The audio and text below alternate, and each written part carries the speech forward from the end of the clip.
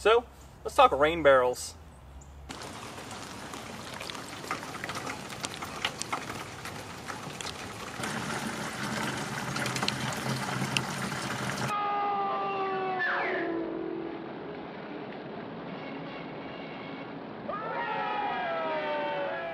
Hey guys, thanks for tuning in. This is a 50-gallon rain barrel. It's made of plastic. You can pick these up right off of Amazon, and it's sold as a one-piece unit with a spigot, with an overflow area, and with a filter on top, or I'll really use a piece of plastic mesh to stop big particles from going in.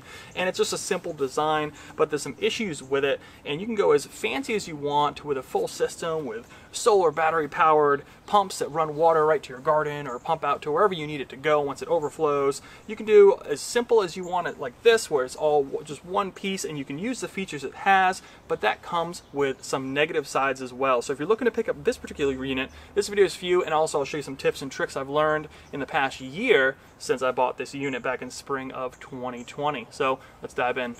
So spring of 2020 rolled around, and right when the pandemic was kind of going a little bit crazy, we decided we wanted to get a rain barrel system for a couple of reasons. Mainly to actually have some water on hand in case of emergency power outages, all that fun stuff that we've been worried about the last year or so, but also to collect rainwater to water this garden behind us. Now this garden is obviously not a sustainable source of food, but it did provide a couple of dozen cucumbers, it provided some peppers, some green beans, the lettuce didn't come in very well. I got about 4 bunches of carrots, so that was cool. So overall, for a little tiny little raised bed garden, it worked out pretty well. And this watering system was a key part because I actually would just go and fill up one of these each day, water the garden. You can go as simple as you want, like this one-piece unit right here. You can go as fancy as you want, right? You can pump water with a solar-powered battery and just have it set on a timer, or you can do what I did, just use this, or you can just not even use it at all and just have a source of water and maybe dump it out once in a while to kind of get fresh water in there. Alright, so let's talk about the features of this barrel real quick. So this particular unit on Amazon comes with a spigot. Works pretty well. Over the past year or so, hasn't had too much issues there. Going up here, you have an overflow kind of hole with some mesh over there, and there's a problem with this, and that problem is actually when the water fills up from a rainstorm, it actually just floods here, and then this actually just dribbles out just a little bit, but not enough to stop it from flooding over the top on top of here. And if you put a actual whole gutter, like a lot of the images show, straight into here, that is a no-go, because what's going to happen is you're going to flood this out real quick. So what I ended up doing was drilling and tapping another spigot right here, and this hose goes right into this runoff gutter down here and away from the house. So that works for 2 things. One, doesn't flood out here and allows me to let more water fill up in here, and then this is just below this right here, and that allows it for water to hit this first, but still be, you know, almost at the 50-gallon capacity right there, and allow it to overflow. All right, now this right here is kind of an interesting unit. This is actually just chilling on the top here, and you can see where it's going up to this unit right here. This is by Odie right here. It's an Odie splitter. What it does is it takes the place of a section of your gutter, and they sell at different sizes as well. All this stuff would be linked down below in the description for you, and all you do is you put this hose on the end here, and then part of the water coming down the gutter, most of it actually goes straight through, part of it hits this ramp and slides into here, going down and into your system. So something that's very important that you don't really think too much about when you get one of these rain barrels is you think, well, I'm just gonna let all the water off whatever gutter I choose run into the barrel, fill it up, and then we have this overflow up here, or like I mentioned before, you really need a backup overflow, a main overflow that you can shut on and off like so. But it's good to have it so that you actually have more water coming out, because what happens is if you put this on a gutter that's maybe a quarter of your house, the quarter of the surface area on the roof, this thing fills up in about 10 minutes in a good storm. It's absolutely insane. There's a lot of math there. If you put it on maybe a shed, you might do like an hour or something, right? 50 gallons is a lot. You will not lift this when it's full. It's full right now. Plenty of pressure for the water to come out like you saw, but that is something very important to consider, because this is just an inadequate piece, and you really do need this valve, because this thing fills up so quickly. And ever since I put this valve on, there's no flooding up here. All this is a nice trickle, constant trickle into here, and you can obviously clean this out, flush it out, whatever you want to do, but this has been up here for about a year now, installed, no issues at all. And what's also cool is this pipe actually comes down and has this little plug, so you can actually take the pipe off in the winter, use the plug up that hole right there, and then no water is going to come down the pipe because it's not there, and this will plug it up and it'll force water to just go down the gutter. So in winter, if it freezes, obviously you probably do want to dump this out. We don't live in a cold enough climate where I'm worried about this thing freezing solid, but if you did, you may want to lower that level quite a bit if you want to save some emergency water, but just know, obviously, being a rain barrel outside, it's going to freeze solid. So whatever you want to do with it in the winter is fine, but in temperate climate like we are right now, where it doesn't freeze too hard, then you could plug this up just because, especially because the winter is usually more rainy than not. But I do have it hooked up right now, and of course overflow working just fine. Cheap hose that I picked up, just leave it on there.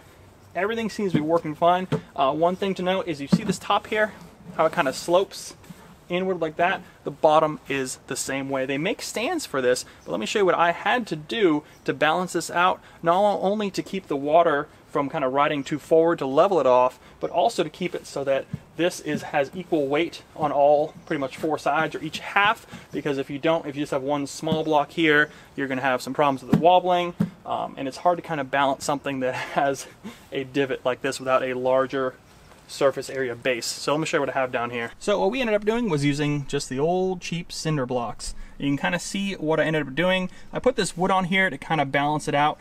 You could go and just get some filler on the bottom in there and really make it up nice. They also sell bases that fit around the whole base of the unit, but the wood just helps keep it tilted back, especially as it gets filled up, because obviously it is a very, very heavy barrel when it is full of water. But for, you know, a couple bucks each for cinder blocks has worked absolutely great. And I did put some paver sand down here, level it off to the best of my ability, but this barrel on the bottom was not 100% flat.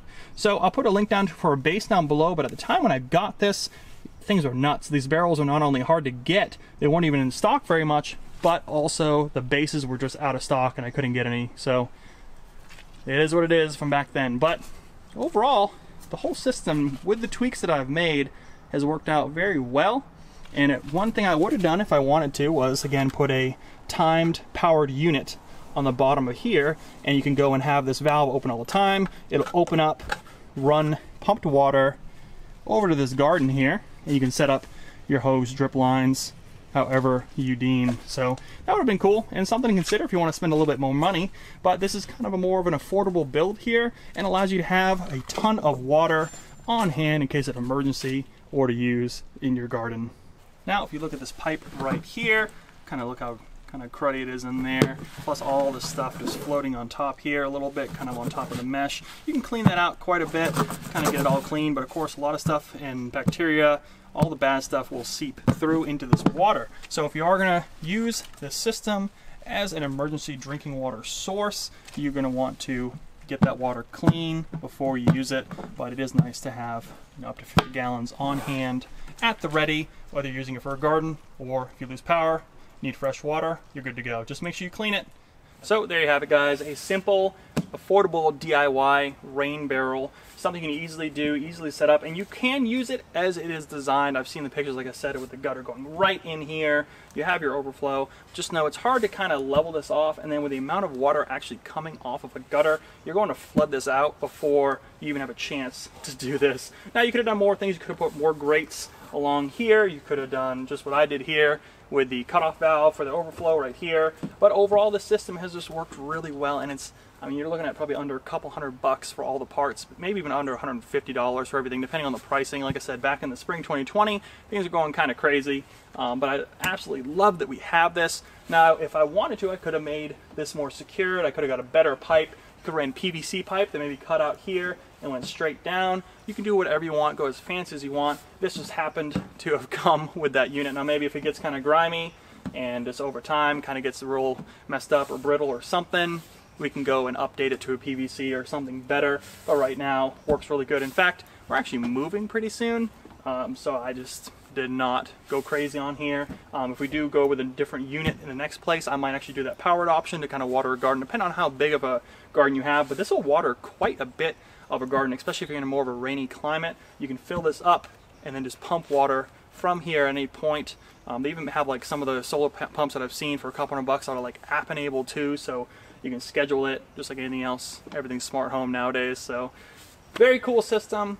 So I hope you guys enjoyed this video. If you have any questions at all about setting up a system like this, spring is coming, so hit them down in the comments. I'll be happy to answer them. As always, subscribe to the channel, hit that like, thumbs up button, it really helps me out. Head on over to Instagram, follow us there, like us on Facebook for all the latest and greatest deals on the internet. Like if this goes on sale, I'll find some links for you. And again, all this is on Amazon. Links down below if you're interested. Same build and everything. See you guys in the next review.